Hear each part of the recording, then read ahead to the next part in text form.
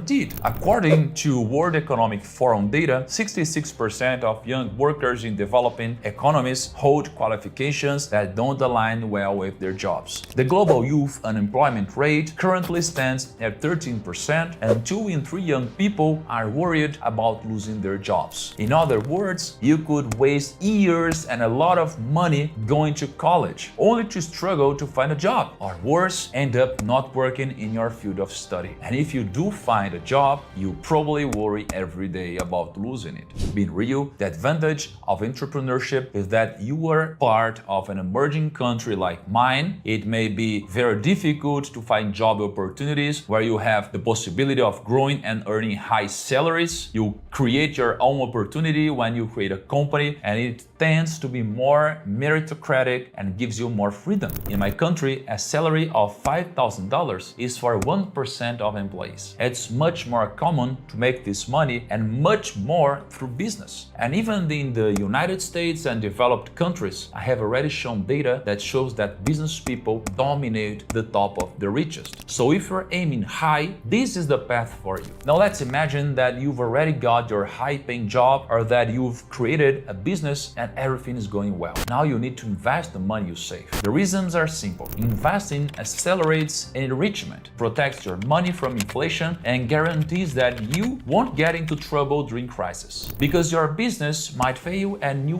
might lose your job. So if you want to get rich quick and want to preserve that wealth, when you get there, this is an inevitable step. The big question is, how should you invest your wealth? And the answer is actually pretty simple. You know why? Because back in 1952, someone already solved this problem for you. His name was Harry Markowitz, an American economist who created the modern portfolio theory. His idea was that investing isn't just about making more and more money. It's not only about chasing crazy high returns. Because if you think that way, you end up allocating your money into extremely risky investments that you might not even have the stomach for. Markowitz's big takeaway is balanced risk and return. And this guy wasn't just anybody. He won the Nobel Prize in Economics in 1990 for this theory. Now, the theory itself is super complex, with statistical concepts like variance, covariances, and a bunch of other wild stuff. If you want, I can make a separate video breaking it down with all the math and technical details, but if I did that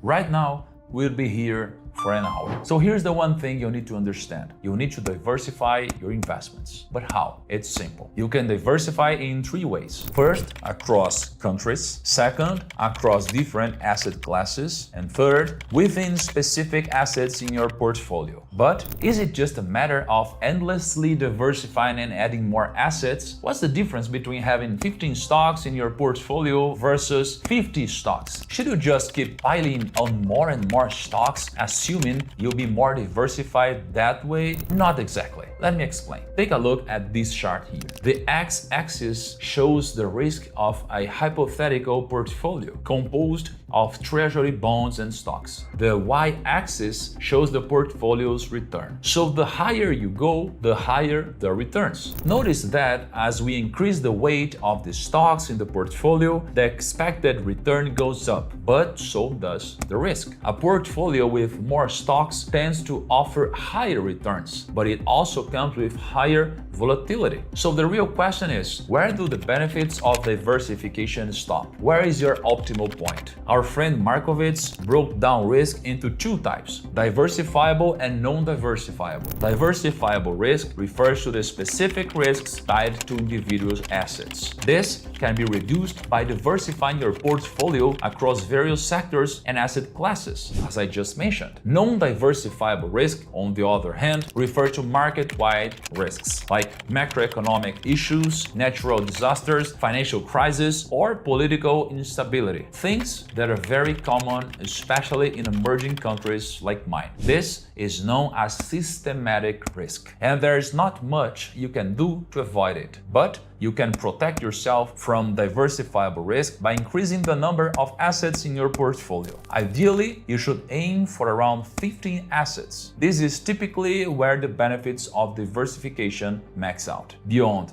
that, the curve flattens out and you're not eliminating any additional risk. And that's how you should be investing and diversifying your wealth. You need to study, keep learning, and consume content like this so you can grow the returns